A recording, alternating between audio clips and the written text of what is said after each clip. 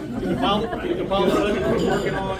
So I asked Mark to please join us today to help out with some of these details that we're getting into with that. So I was going to talk about a few other things, but in the interest of time, I think you had some questions you wanted to get into, and you shared that printout last week, and they had a lot of formulas on it. So, well, I don't want to be the person who's dominating the question. I can ask a question, Mark. I heard you're going to cut taxes by 20%. Is that too much? It's too much winning, right? Okay, so. May I ask this? Yep. Would you tell? So here's my concern that I have expressed to Stephen, and I'm sure he's told you that this guy is going to ask you questions.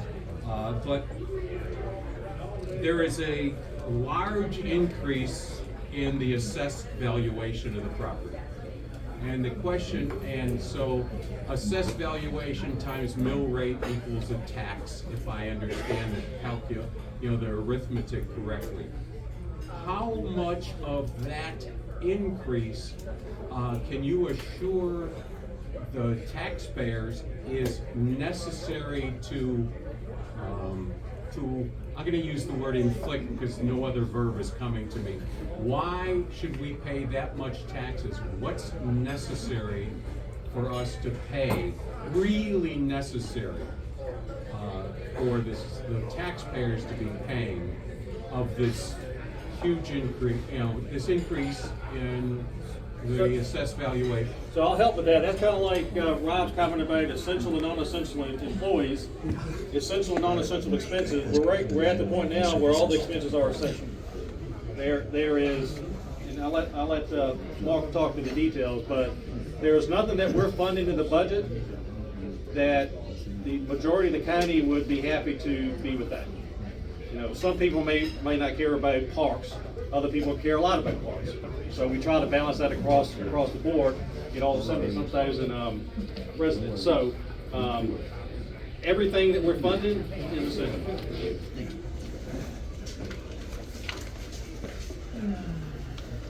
Mark, you have the floor. Okay.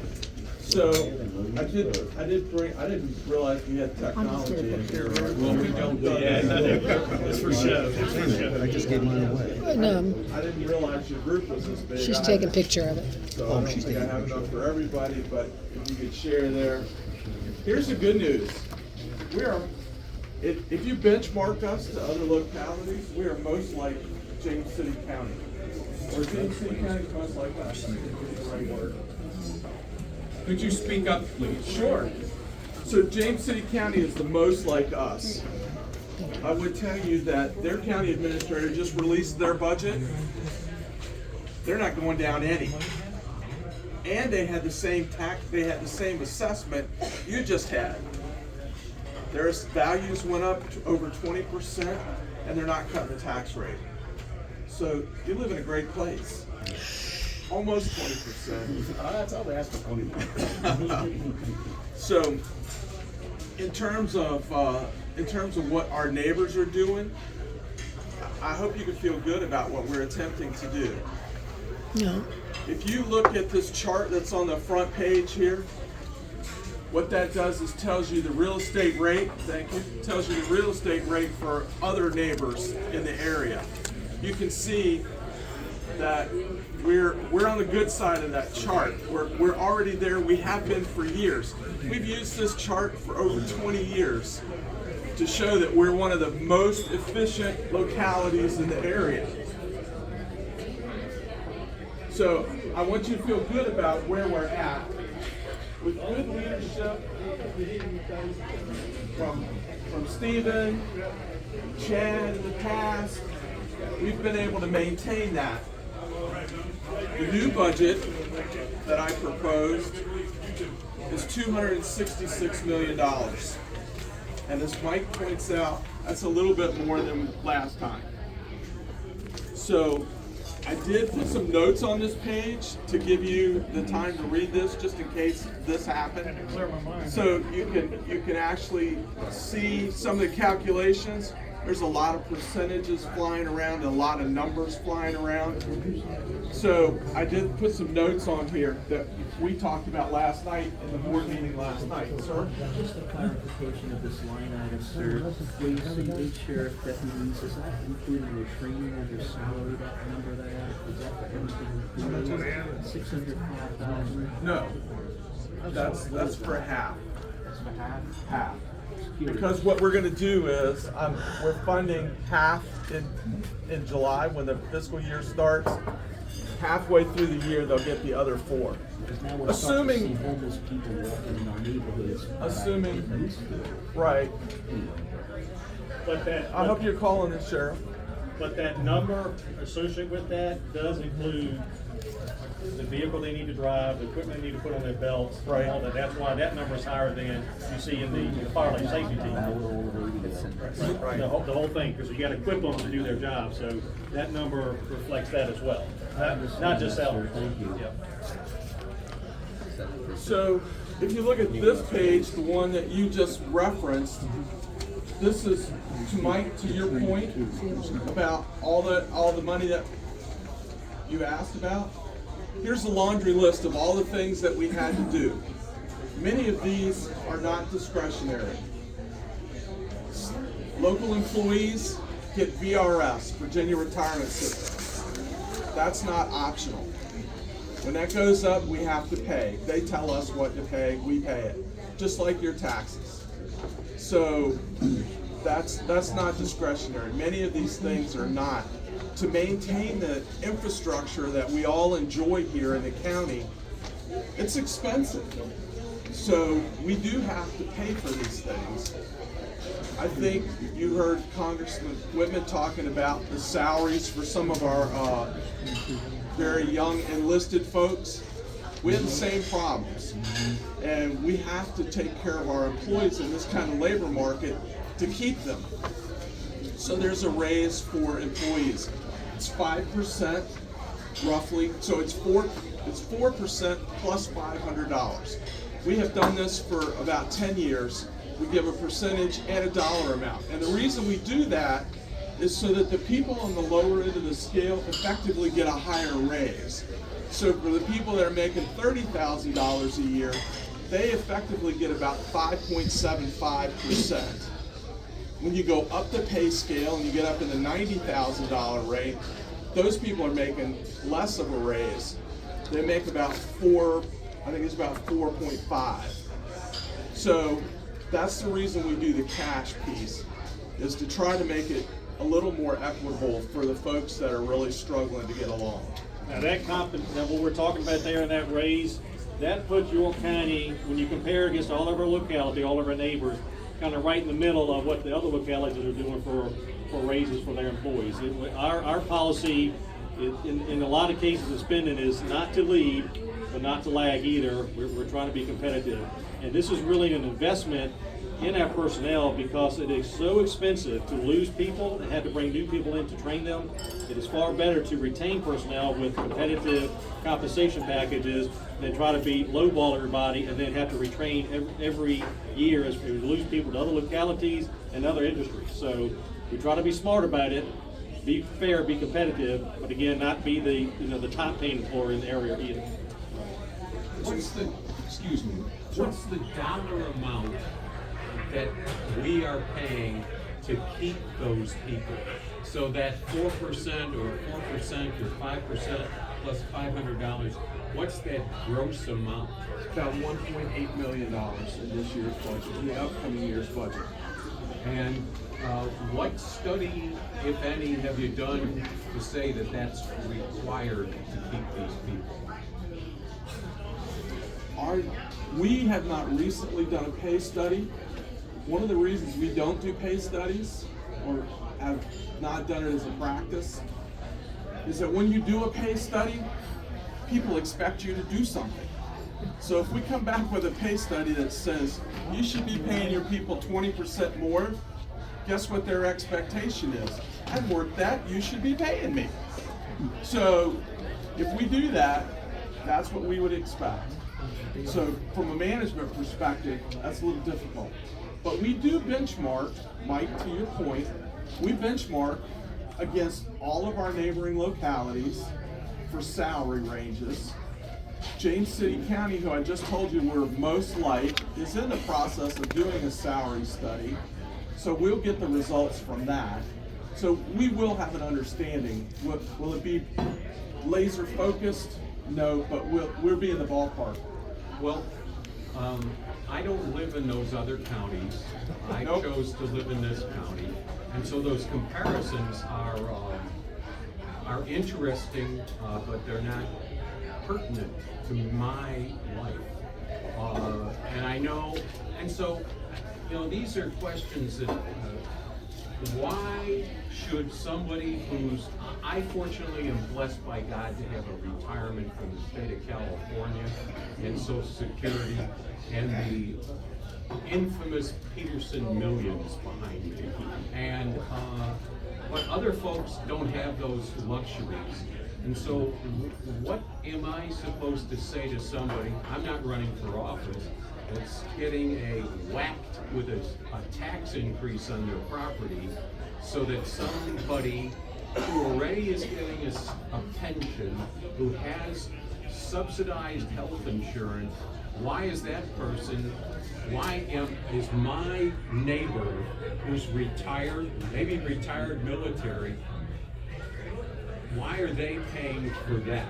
When we have these incentives in place, the traditional thinking was that public employees don't make as much as private employees, and one of the ways they made it up was in a pension.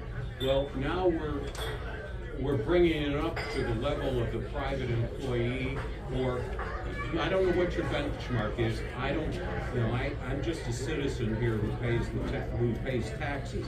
So what is it that makes me want to, other than I like living in this county, why are we providing more pay to these folks?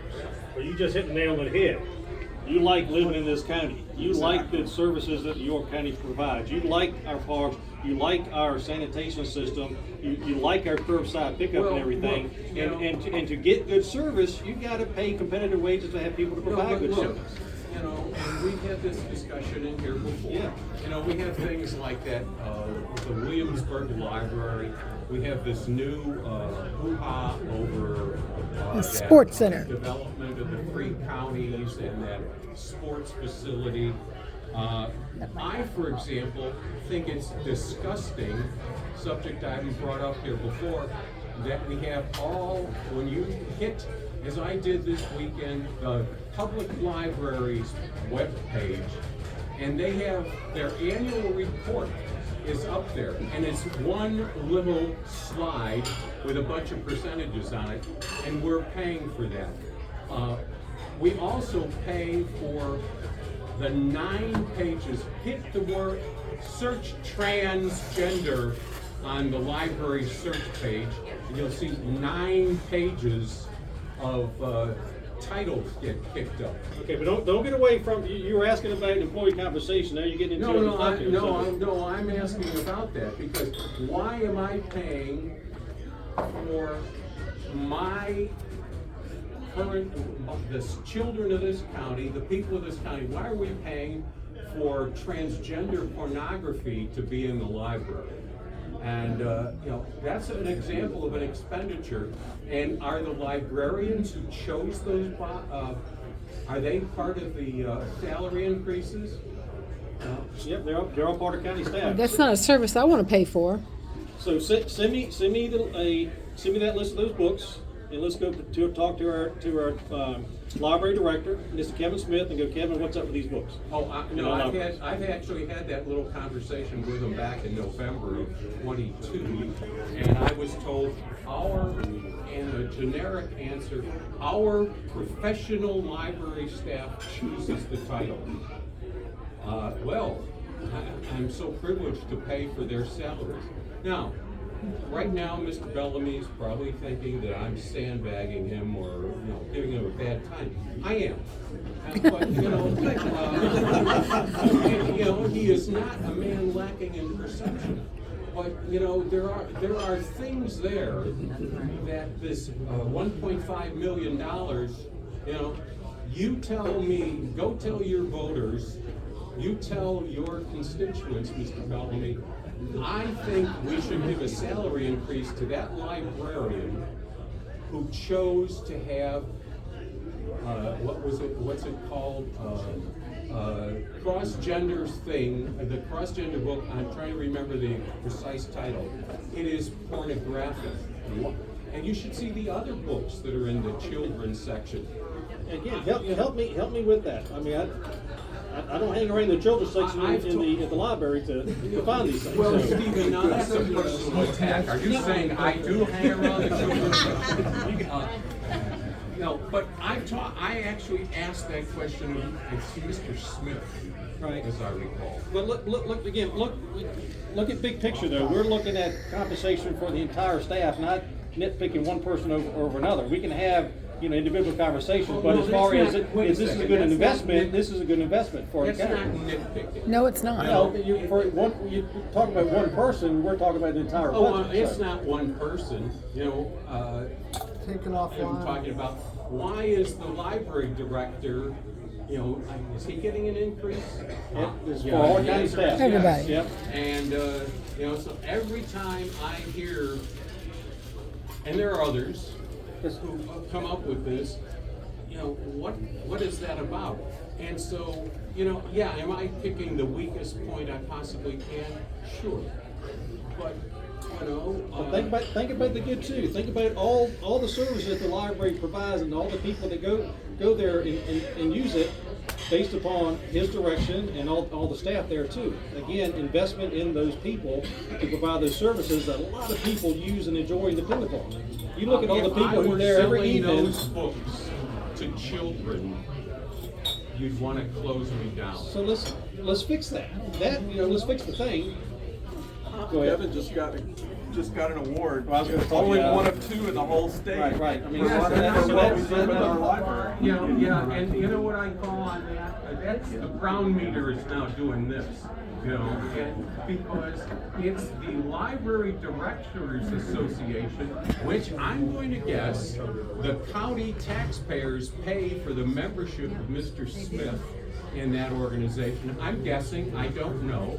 And so I belong to an association that says, you know, the Breakfast Club Moderators League has enacted Mike Peterson as the supreme commander of all breakfast clubs in the state.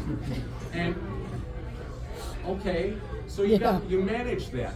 And you will find that is in the school district, the school division's rife with that, because you have the school librarians, and we won't go on.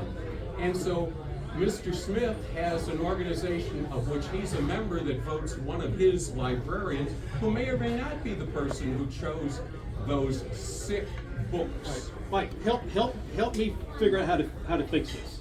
I have a Well, question. You know, and I don't want to talk, excuse me for having brought the subject up. No, don't. But, you know, it's worth knowing about. I agree, but again, help me figure out how to fix this. Well, I'll stop. I have a question. What is Williamsburg giving to us annually? How much money do we get from Williamsburg? Because we're giving them, thanks to a sports center, we're giving them 1.6, and we're supposed to get $800,000 worth of revenue to cover that. Where's that coming from? But what does Williamsburg give us? How much money do we take in from Williamsburg? Anything? So to clarify, help me with the money for the sports complex. I understand we're supposed to get money. Right. And the good news about that is, I'll share. I think that'll help too. Is the money that's going to the sports complex will come from the tourism fund. It won't come from our general fund that we fill with our tax That you're dollars. banking on, but what if it doesn't come? Well, historically, the tourism fund has generated enough money to cover that expense. So unless there is some extraordinary downturn in tourism, which we don't think is happening because we're building hotels, we should have enough to cover that year to Okay, year. so that what we're about not- the tourism money that could be going to other expenses and lower our They can't. taxes? They can't. Well, it can't They be can't. because we're now paying They for a can't. sports They- center that we Gina, don't they want. can't, because tourism dollars can only be spent on tourism things. We can't take tourism dollars and apply it to the general fund. We can't do it.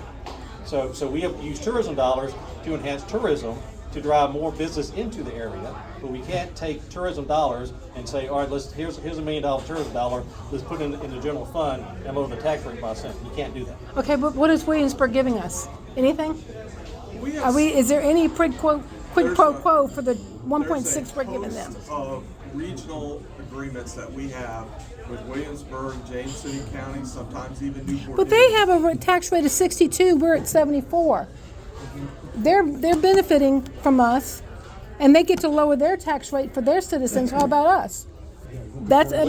I'm not feeling great. Williamsburg is a fifth the size of York County. Regardless, they're still 62. We're Yeah, but their 74. economies of scale, it's not all. They get a lot more tourism than And their us. whole city is pretty much residential. Half our county are federal property that we don't get to tax or do anything with. So we're at a disadvantage with cities like Williamsburg and Pocosin because of that. It's not an apples to apples comparison, unfortunately, but we're still able to drive down compared to other localities that are more similar to ours. So we're doing a good job with that. We're doing a good job with that. I know that it hurts that we're going to have, at the end of the day, no matter what the tax rate that we're proposing is going to be, we're going to see an increase out of pocket expenses. But we're driving at that. We're doing a good job of managing that. Now, kind of address what Mark was trying to talk to a little bit. While we probably don't get a check from Williamsburg, here's a check from York County, because of these arrangements that we work out with in the historic triangle, that brings more people to the area, and as more people come to the area, they spend money here, which brings us money into the county. That's the Then what purpose. does that money get spent on if it's just bringing in more tourism? How does it help us? Well, they go to our restaurants, they shop at our stores. That generates tax dollars. That But does the come back to revenue us. you're getting. I know it's complicated and it's hard to track the dollars, but that's how that works. That's why we get in these agreements with our neighbors to work together to bring that stuff into the county. We can't do that stuff alone. What is there to this rumor I've been hearing about us York County taking over 911 services for James City County? We did take over 911 service in James City County. They had a fire at their facility. They were shut down. We picked it up for them, and then as we were picking it up, we just got to talking and went, we can just make this permanent. We did. We now do 911 for James City County. They pay us to do that, so that's a net zero to the county. So that's good. And it's also good in that as we expand and do a 911, so we do 911 for us, James City County, Gloucester, Madison, Williamsburg. Gloucester too, right? We don't dispatch for Gloucester, but they're part of our radio system. Okay, that's okay. So and we're pretty much as big as a footprint as we can get. I talked to Mr. Terry Hall, who runs our 911 center. I said, any more localities we can add? He said, no, this is pretty much it. But what that's good is that no matter where we are in that, you, me, to anybody, if we get a call 911, it goes to our system, and we have a better chance of dispatching the right people. Whereas if it was James City County and you're right on the border closed, who's the right people? We can pull from our fire department, their fire department, a whole lot more efficiently than we can if we were separate. So again, we took it over. They're paying us, and we got arrangements set up with inflationary increases year to year, so it should be net zero. And we're providing a better service, not just to James City County, but York County residents as well. So that's, I was just curious, for every 1 cent, say a reduction, if we're Yeah. going to look at one more penny reduction. Right. About what is the pot of money that the reduce the tax revenue comes to us? $1.3 million on the real estate rate. About $700,000 for 10 cents on personal property. and one thing too, Cher, you reminded me too. It's in the, I think on the last page you put it there. Yeah, on the last page. So we took a look at Edge Hill as a analog for the county, and it said, okay, so Edge Hill average 21% like everybody else. So we do all the math and everything. What is the actual real out-of-pocket sorry about that. What is the real out-of-pocket expenses to people on average? So, did the math on that, and what that means is, on average, with the proposed tax rate and proposed budget, you're looking at $28 additional out-of-pocket each month with the new budget. So that is the tax increase with the tax rate reduction. So just kind of to help, instead of talking percentages and $1.3 million or so forth, I kind of want to put some real numbers on the table of what that's going to mean, the actual real felt expense out of pocket. Yeah, well, and we're dealing with all the other inflation too. I mean, and I understand what you're saying. I appreciate what you're saying. But that $28 in addition to all our gas expenses, everything else we've got. I'm not pretending that that's like, well, it's a drop in the bucket. That's meaningful to a lot of people. It is very meaningful. Right, but I do want to kind of put in a real world perspective, not just percentages and Thank big you. budget stuff too. So I have one thing I'd like to on that as far as the school libraries. Yep. It's my understanding, and I don't know if that's still the case, that a Marxist lesbian is the national director of the school libraries. So she's the one, if that's the case, she's the one leading in what books they have. if it's school libraries, Yeah. okay, I'm not that close to them, so okay, thank you. All right, other questions, comments? Anybody? One quick question, if you don't mind. Mark, compared to last year, what's the percentage increase in the budget? 9%, 8%, 15%? It's 8.1. I think it's in there. And how's that compared to inflation? Depends on which inflation factor you look at. Whatever number that makes you feel better. Right, a lot of people throw out CPI, which is Consumer Price Index, but that's bread, milk, and things like that. So this that's is not what primarily we're driven by- delivering. So is this, if you were to make a guess, how much of this is driven by inflation? Oh, almost all of it. Oh, is there a line item there that says? We have inflationary increases. Yeah, for dollar wise. Okay. Yeah. So what was the total percentage of increase? 8.1. 8.1, that's right. Okay. It's not just the national inflation rate that we look at, it's the VRS. Yeah, You know, I saw that. That's an Right. inflation rate for us as well. It's the, our insurance costs are going up too, that's another inflation rate as well. So that's when you add all that up, that's where you get the 8% increase in our budget to compensate for all that. So national inflation rate, VRS inflation rate, and so forth. Thanks, Mark. Anything else? I just wanted to thank you for that sample taxpayer pay. I was just showing George that I came pretty doggone close. Yeah, I looked at your numbers, well, that's good, Mike. We should get you up You're there. hired in the budget department, right? He wants to sign on bonus too. No, I want no position because I don't want to be paid for. I just want to be yeah. But you know, in terms of the thought occurs to me, and Mr. Bellamy might not know the number exactly, but so that the VRS, Virginia Retirement System, is correct, right? And that also affects health insurance. Is it bought through the state? No. Yeah, VRS is just retirement. Just retirement, Right. So the VRS increase plus the salary increase is the total.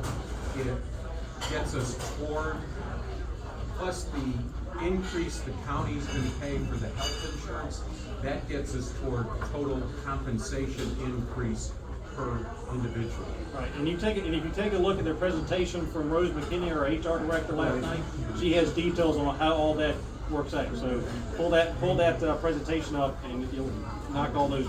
You guys try to keep me busy. Don't try, we're successful. I thank you very much for coming. I meant to call you yesterday or the day before and say, hey, the congressman's gonna be here, and you never know how long a congressman's gonna talk.